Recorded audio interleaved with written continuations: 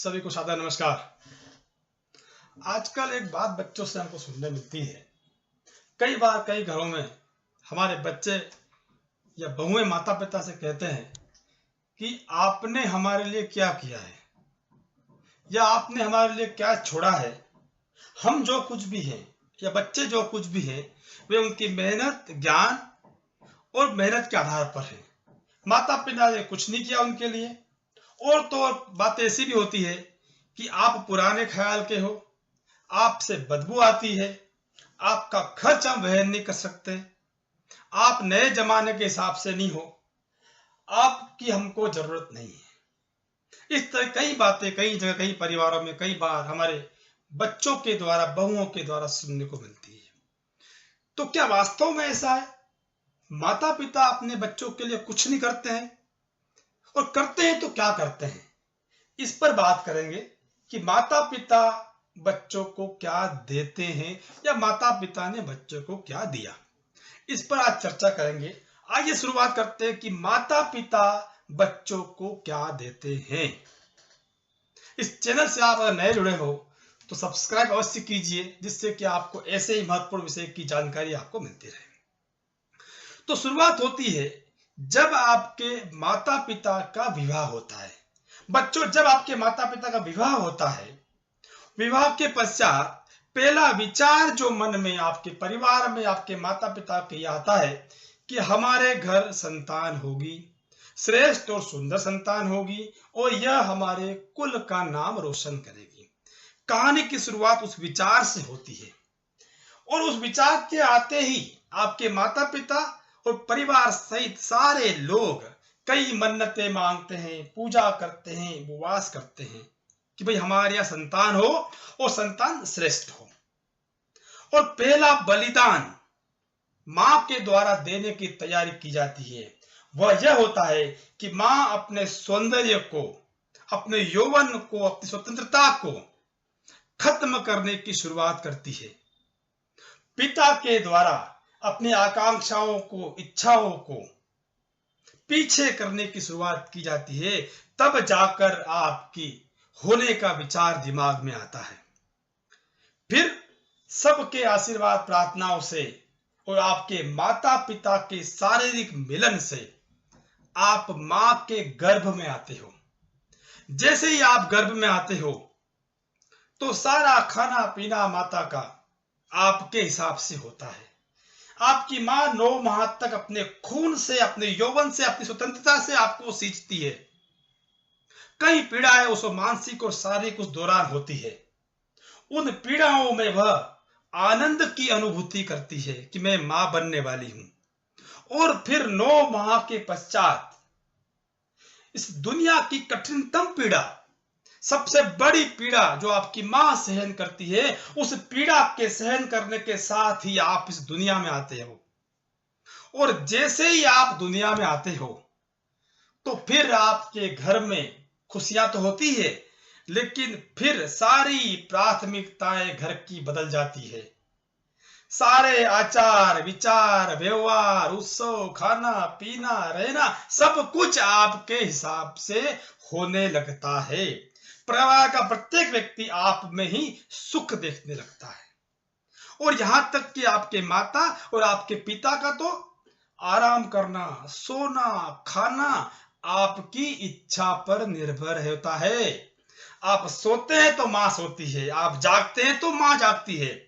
आपके पिता ने कई रातें आपको कंधे पर सुलाया होगा, आपकी मां रात भर आपकी गंदगी में सोई होगी और आपको सूखे में सुलाया होगा। चाहे आपके माता पिता ने दिन भर काम किया होगा, फिर भी रात में आपके लिए जागे होंगे। और चाहे रात भर जागे होंगे तो दूसरे दिन सुबह काम पर गए होंगे, काम किया होगा, लेकिन आपका ध्यान रखा होगा।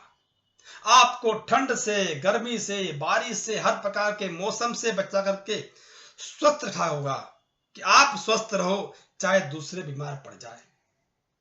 और आपके माता पिता ने आपकी लेटरिन, बाथरूम, गंदगी की बदबू को भी खुशबू का आनंद लिया होगा, उसको भी एक आनंद के रूप में लिया होगा और उसको खुशी खुशी सहा होगा। उसके बाद आगे बढ़ते हैं। जब आप थोड़ा चलने लग जाते हो। जब चलने लगते हो तो आपके लिए घर में रोज नित्य नए खिलौने आए होंगे, त्योहारों पर कपड़े आए होंगे, टॉफियां आई होगी। चाहे आपके पिता के पास, माता के पास पैसे हो कि न हो, व्यवस्था हो कि न हो, उन्होंने आपके किसी काम में कोताही नहीं बरती होगी। आपके माता पिता ने स्वयं फिल्म नहीं देखी होगी, आपको गेम खिलाया होगा। स्वयं गार्डन में कभी गए नहीं होंगे, आपको गार्डन ले गए होंगे, आपको टॉफियां दिलाई होगी, आइसक्रीम आपको खिलाई होगी।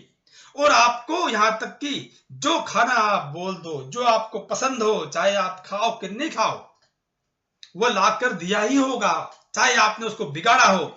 और यह सब करने के लिए माता और पिता ने खाना नहीं खाया होगा, या यह कहकर नहीं खाया होगा कि आज मेरी इच्छा नहीं है, बाहर खाने की इच्छा नहीं है।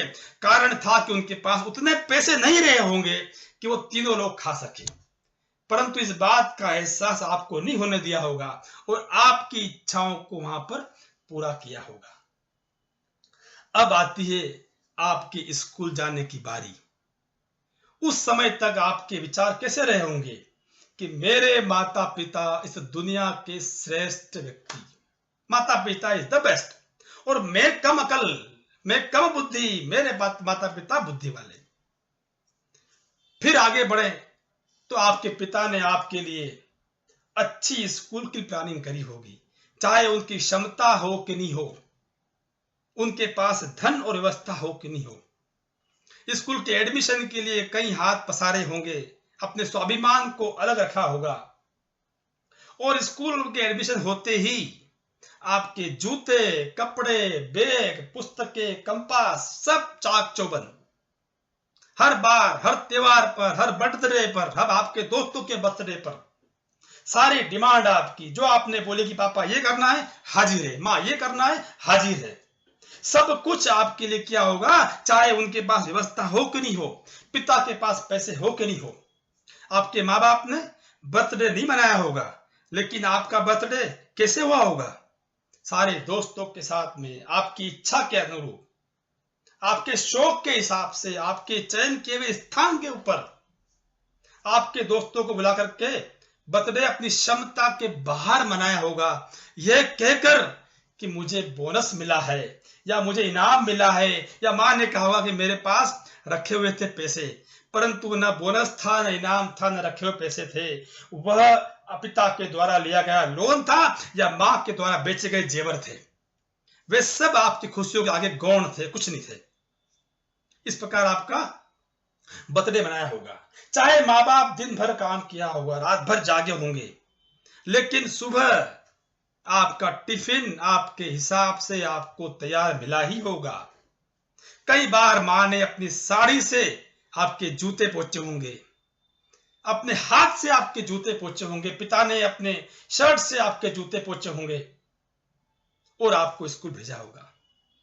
स्कूल में कई बार चाहे पापा स्कूल ऑफिस लेट गए होंगे, कहीं डांट सुनी होगी, लेकिन आपको स्कूल में डांट नहीं सुनना पड़े, इसका पूरा प्रयास किया होगा।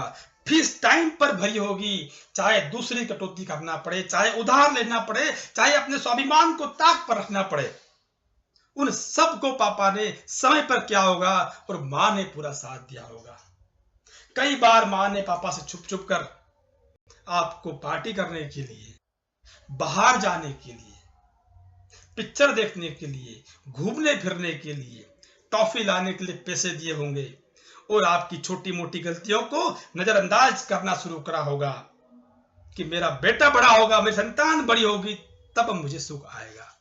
और यहां से माँ बाप ने अपने सारे सुख, सारे सपने, सारी इच्छाएं, सारी आकांक्षाएं आप में देखना शुरू कर दी होगी कि मेरा पुत्र बड़ा होगा या पुत्री बड़ी होगी, तब जाकर मुझे सुख प्राप्त होगा।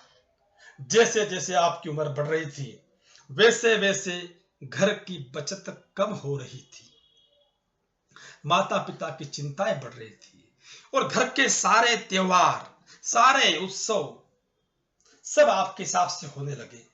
आपको हर उत्सव पर कपड़े दिलाए होंगे, हर त्योहार पर आपने कपड़े लिए होंगे, जूते लिए होंगे, आप घूमने गए होंगे छुट्टियों में, चाहे माँ बाप ने कपड़े नहीं सिलवाए होंगे, ये कहकर कि अभी तो हमारे पुराने कपड़े नए जैसे हैं, इनको रिपेयर करवा लेंगे, बाहर खाने का मन नहीं है, पिक्चर देखने का मन नहीं है, घूमने जाने का मन नहीं है। कई बार ये झूठी बातें कह करके माँ बाप ने अपने आप को दिलासा दिया होगा, तब जाकर आप मॉल में गए होंगे, बाहर घूमने गए होंगे, नए कपड़े पहने होंगे, साइकिल ली होगी, बाइक ली होगी आपने।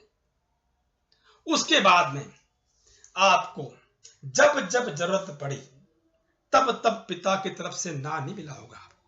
चाहे आपके नंबर कम आए, आपने गलती करी हो, आपने गुस्सा करा हो, उन सब को क्षमा करा होगा। और कितनी ही आर्थिक परेशानियां आपके माँ बाप ने झेली हो, आप तक उस परेशानी का 1% नहीं पहुंचा होगा। चुप चुप के हो सकता रोए भी हो, लेकिन ये बात आप तक नहीं पहुंची होगी।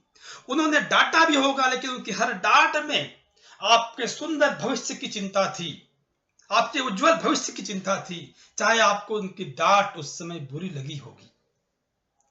और के स्कूल समाप्त होने के बाद कॉलेज जाने की शुरुआत हुई, और यहाँ आते आते आप मैं ही श्रेष्ठ की दिशा में चल पड़े। चाहे आप योग्य हो कि न हो, आप में योग्यता हो कि नहीं हो, लेकिन आपके परिवार ने, आपके माता पिता ने आपके पसंद का कॉलेज जो आप चाहते हो वहां दाखिला कराया होगा। सारे माध्यम घर के आर्थिक रूप से, सामाजिक रूप से उस आपकी पढ़ाई की लगा दिए होंगे। कई बार कई जगह ऊंचे दरों पर ब्याज पर लोन लिया होगा। कई हमारी पुश्तैनी संपत्तियों को या मां ने अपने जेवरों को आपकी पढ़ाई के लिए बेचा होगा। अपने घूमने के, खाने के, पीने के, बड़ी कार, अच्छी कार, नई कार, घर या बड़ा घर, इन सब सपनों को पीछे करा होगा, यह सोच करके कि मेरा पुत्र पढ़ लिख जाएगा तब मैं सुख भोगूंगा, तब इन चीजों को ले लूंगा, अभी इसकी मुझे जरूरत नहीं है, मेरी इच्छा नहीं है, मुझे बाहर खाना नहीं है, आदि आदि। आपके कॉलेज के लिए मनपसंद बाइक आपको दिलवाई होगी, चाहे पिता ने बाइक न बदली हो या न खरीदी हो, ये कह करके कि मेरी पुरानी बाइक अच्छी है। आपके जूते, फैशनेबल जूते, ब्रांडेड कपड़े, ब्रांडेड बैग, ब्रांडेड सामान, घड़ी वगैरह वगैरह सब आपको दिलाए होंगे, चाहे माँ बाप ने इनका उपयोग नहीं करा हो। आपके दोस्तों की पार्टी के लिए कई बार माँ ने अपनी बचत में से पैसे आपको दिए होंगे, पिता ने यह कह करके दिए होंगे कि यार ये तो मुझे बोनस मिला है, परंतु वह वास्तव में लोन था। कई जगह आपको व्यवस्थाओं को पूरा करने के लिए आपके पिता ने अपने उसूलों से समझौता करा होगा, अपने स्वाभिमान में ताक में रख करके आपके लिए कई जगह माता और पिता ने हाथ फैलाए होंगे, आपके भविष्य की चिंता के लिए कि आप पढ़ लिख जाओगे तो भविष्य सुधरेगा और हमें सुख मिलेगा। कई बार आर्थिक परेशानी हुई होगी, लेकिन माता पिता ने आपको नहीं बताई होगी, ना आपने पूछने की कोशिश करी होगी कि पैसे कहां से आ रहे हैं, व्यवस्था कहां से हो रही है। उन्होंने स्वयं परेशान हुए होंगे। कई बार आपने गुस्से में माता पिता को उल्टा सीधा बोला होगा, आप शब्द कहे होंगे, गुस्सा करा होगा, डांटा होगा, डुटकारा होगा, फिर भी मां ने कभी आपके सामने दिखाया नहीं होगा। आपकी हर छोटी मोटी गलती को नजरअंदाज मां ने करा होगा कि मेरा बेटा या मेरी संतान आज तो कल सुधर जाएगी। मैं गुस्सा करूंगी, हम बच्चों के सामने रोएंगे तो उसका हौसला टूटेगा। बार घर में खाना आपके हिसाब से, आपकी पसंद के हिसाब से, आपके समय के हिसाब से बना होगा, चाहे दूसरों को, माँ को पसंद हो कि नहीं हो। आपको छींक भी आई होगी तो माता पिता ने पूरे परिवार को सिर पे उठा लिया होगा, ये डॉक्टर, वो डॉक्टर, ये आयुर्वेद, ये इलाज, वो इलाज, सब कुछ। और माता पिता बीमार रहे होंगे तो माँ ने कहा होगा कि मेरा शरीर तो ऐसे ही गर्म है, पोता रखने से अच्छा हो जाए। आपके द्वारा असफल होने पर, नंबर कम आने पर, फेल हो जाने पर भी मां ने यह कहा होगा कि पेपर ही कठिन था, मेरा बेटा तो अच्छा है, मेरी पुत्री अच्छी है, पेपर कठिन था, काफी जांच करने वाले ने ही गलती करी है, स्कूल की गलती है, कॉलेज की गलती है, लेकिन हमारे बच्चों की गलती नहीं है।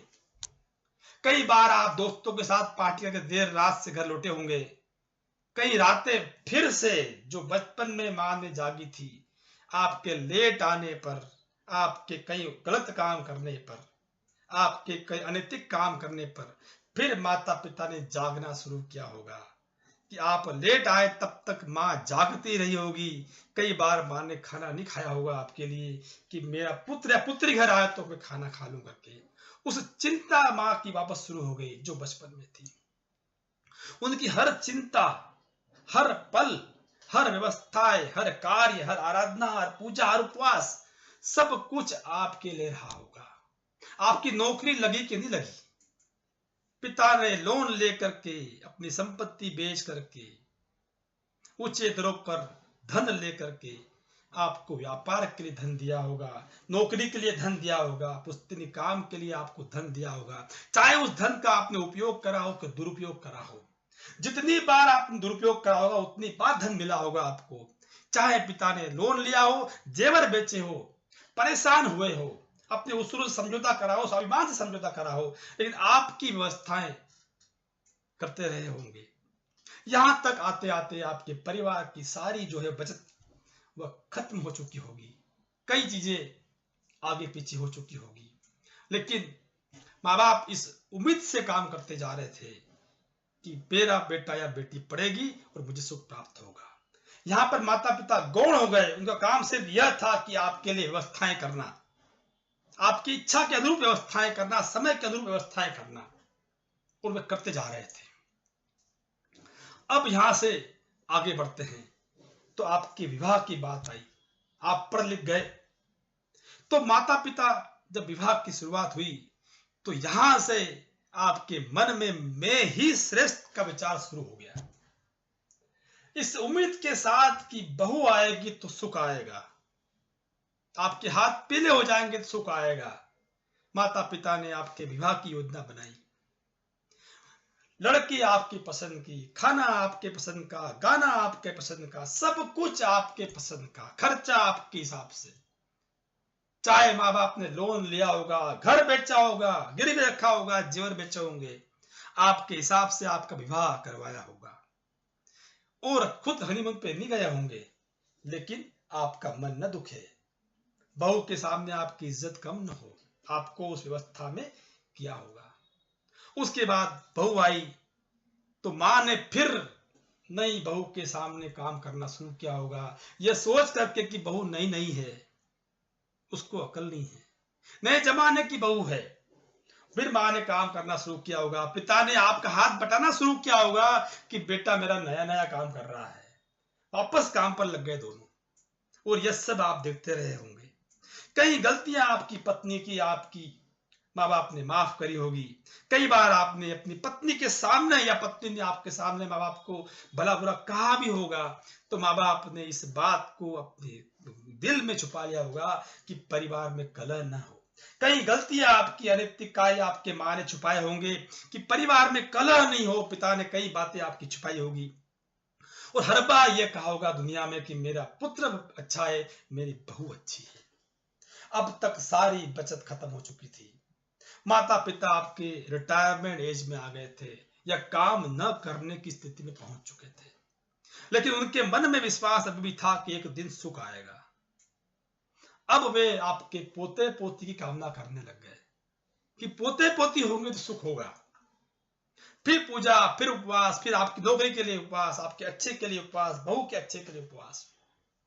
आपके पोते पोती हुए, आपके बच्चे हुए, फिर उन्होंने अपने खुशी को बच्चों में ढूंढा, पोतों में ढूंढा, छोटी मोटी अपनी बचत पेंशन पे बच्चों में खर्च करने लग गए। और अब जो घर का माहौल था वो पूरी तरह से आपके और आपकी पत्नी के हिसाब से चलने लगा। माता पिता पूरी तरह से गौण हो चुके थे, पूरी तरह से खाली हो चुके थे, उनका शरीर, साधन, समय सब कुछ समाप्त हो चुका था। सुख की आह उनको थी कि कब सुख आएगा। शुरू से बचपन से कि मेरा बेटा बड़ा होगा तो सुख आएगा, बेटा पढ़ेगा तो सुख आएगा, बेटी पढ़ेगी तो सुख आएगी, विवाह होगा तो सुख आएगा, बहू आएगी तो सुख आएगा, पोते होंगे तो सुख आएगा, आखिर सुख कब आएगा। और इतना करने के बाद भी अगर माता पिता को सुख नहीं आ रहा है तो फिर इस पर विचार करने की जरूरत है। इतना होने के बाद भी अगर आप यह कहो कि माता पिता ने हमें क्या दिया है या माता पिता ने हमारे लिए क्या छोड़ा है, तो इस दुनिया में आपसे बड़ा स्वार्थी, एहसान फरामोश कोई हो ही नहीं सकता। चाहे माता पिता आपके अनपढ़ रहे होंगे, गांव से रहे होंगे, पुराने ख्याल के रहे होंगे, उनसे बदबू आती होगी, कपड़े मेले कुचेले पहनते होंगे, ज्ञान और शिक्षा नहीं होगी, लेकिन इतना ज्ञान उनमें था कि उन्होंने आप जैसे अबोध बालक को लायक इंसान बना दिया। ये कम नहीं है, बल्कि शास्त्र कहते हैं कि माता पिता का पुत्रों पर ऋण होता है, माता पिता का पुत्रों पर ऋण नहीं होता है। वो सब कुछ पुत्र के पास में, परिवार के पास में होता है। उसका कण कण, रोम रोम माता पिता का होता है। आपका कण कण, आपके शरीर का रक्त की बूंद बूंद माता पिता की देन है। आपकी सफलता की हर सीढ़ी माता पिता की देन है। आपकी ऊंचाइयों का हर आयाम माता पिता की देन है। आपका ज्ञान का हर अक्षर माता पिता की देन है। कई बार हम 2-4 हफ्तों या महीने 2 महीने की सेवा करने के बाद बोर होने लगते हैं, तो फिर हमको सोचना चाहिए कि जिस माँ ने, जिस पिता ने कई महीनों, कई वर्षों आपको तराशने में लगा दिए, उसका क्या मोल है, उसका क्या भाव लगाते हो आप। चंद पैसों के लिए हम कभी कभी सुधारने लगते हैं। जिन्होंने पूरा जीवन आपके लिए झोंक दिया, पूरी जीवन की कमाई आपके लिए झोंक दी, वे चाहते तो स्वयं मजे मार सकते थे, घूम सकते थे, बड़ी कार ले सकते थे, बड़ा घर ले सकते थे, परंतु उन्होंने अपनी सारी प्राथमिकताओं को पीछे करके आपको लायक इंसान बनाया। उसका क्या मोल लगाओगे। आपकी माँ ने अपनी सुंदरता खत्म कर दी, स्वतंत्रता खत्म कर दी आपकी, आपके सारा, अपना सारा जीवन आपको रास्ते में लगा दिया, उसके क्या भाव लगाओगे। उनसे बदबू आ सकती है आपको, लेकिन जिस माँ ने बरसों तक, महीनों तक आपके मेले कुचेले कपड़े, आपकी बदबू को खुशबू मानकर सहन किया, उसका क्या हिसाब लगाओगे आप। आपको गंवार, कम अकल, कम पढ़े लिखे लग सकते थे, लेकिन यही माँ बाप आपके लिए एक समय बेस्ट थे जब आपको उनकी जरूरत थी। तो बात क्या ऐसी तो नहीं है कि मेरी माँ बाप से जरूरत खत्म हो गई है, अब मैं स्वतंत्र हो गया हूं, कमाने लगा हूं, तो मुझे माँ बाप की जरूरत नहीं है। ऐसा तो नहीं है, क्योंकि आप अच्छे पुत्र अगर नहीं बन सकते, अच्छी बहू अगर आप नहीं बन सकते, तो दुनिया की कोई ताकत, कोई पुण्य, कोई उपवास आपको अच्छा पिता नहीं बना सकती, अच्छी माँ नहीं बना सकती, अच्छी सास नहीं बना सकती। अच्छी माँ बनना है, अच्छा पिता बनना है, तो पहले अच्छा पुत्र बनना होगा, अच्छी पुत्री बनना होगा, अच्छी बहू बनना होगा, तब तो आपको आगे सफलता है।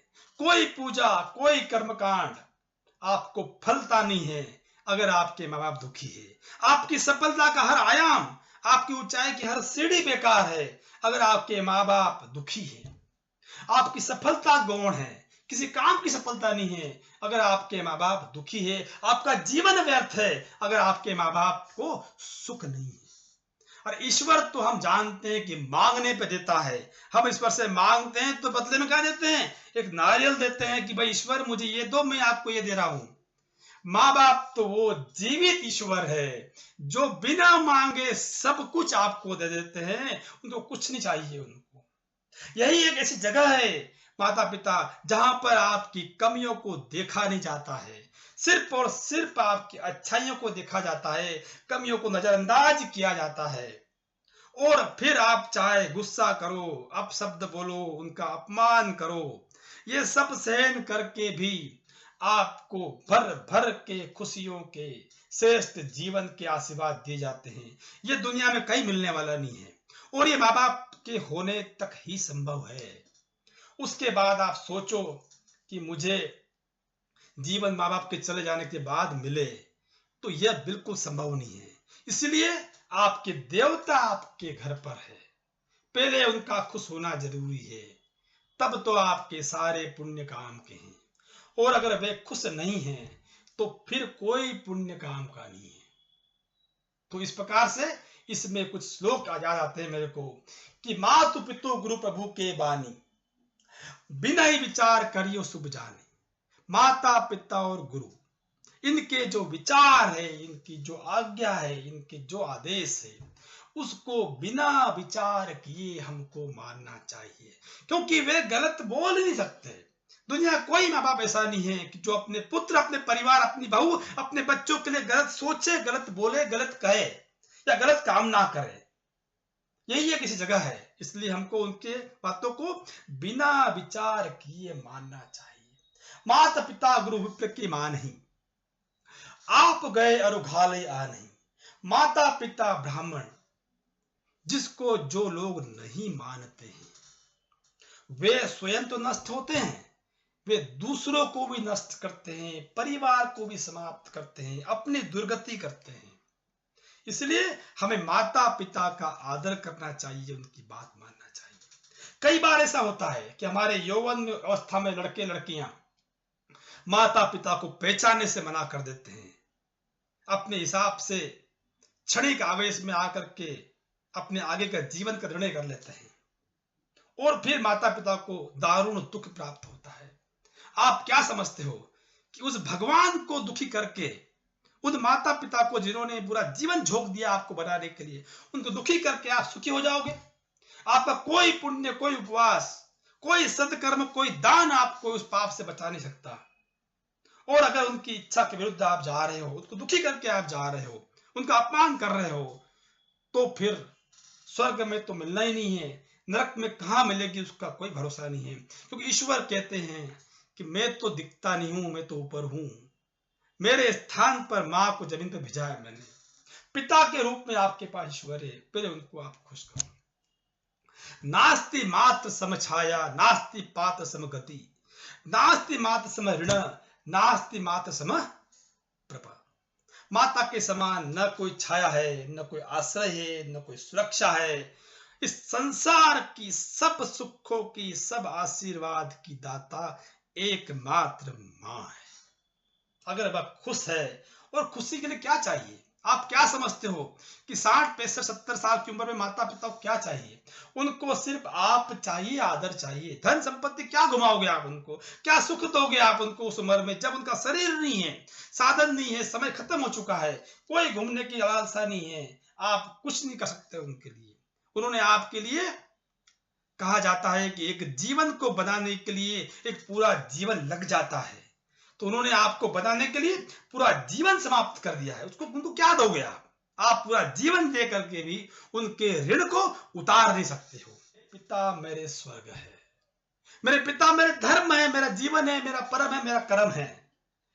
मेरे पिता जब खुश होते हैं तो ईश्वर खुश होते हैं, ये शास्त्र बोलते हैं। इस प्रकार से माता पिता की महिमा आज से नहीं है, शास्त्रों के समय से है। और वर्तमान में क्या हो रहा है, जैसे मैंने पहले कहा है कि 10 साल की उम्र तक तो माता पिता बेस्ट होते हैं। 10 से 15 के बीच में माता पिता बच्चों के बराबर हो जाते हैं।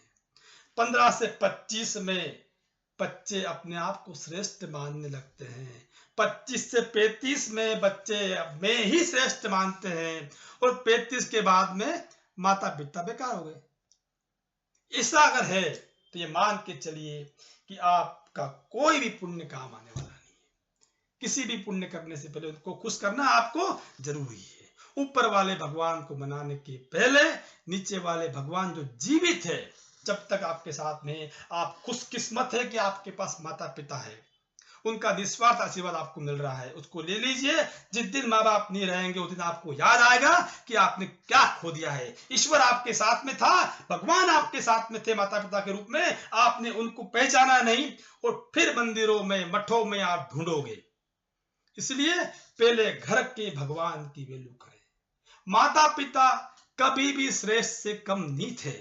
वे 10 साल में भी श्रेष्ठ थे, 25 साल में भी श्रेष्ठ थे, और आप 100 साल के हो जाओगे तब भी माँ बाप श्रेष्ठ थे, श्रेष्ठ है और श्रेष्ठ रहेंगे। जब तक उनको श्रेष्ठ मानोगे तब तक आपके श्रेष्ठ होने की पूरी पूरी गारंटी है। जिस दिन उनको आपने श्रेष्ठ मानने से मना कर दिया, उनका अपमान करना शुरू कर दिया, आपका तिरस्कार अवश्य संभव ही है। इसलिए माता पिता ने आपको जो भी आपके पास में है, सब कुछ उनकी देन है। और माता पिता का स्थान हमारे सनातन संस्कृति में ईश्वर से ऊपर रखा गया है। इसलिए देखा गया है कि ईश्वर तो अदृश्य होता है, उसको देने पर हमको मिलता है। माँ बाप ऐसे ईश्वर है जो बिना बोले, बिना कहे, बिना दिए आपको सब कुछ देते हैं। इसलिए माता पिता से बड़ा इस दुनिया में ईश्वर नहीं है। आप सब ने सुना, उसके लिए बहुत बहुत धन्यवाद। नमस्कार।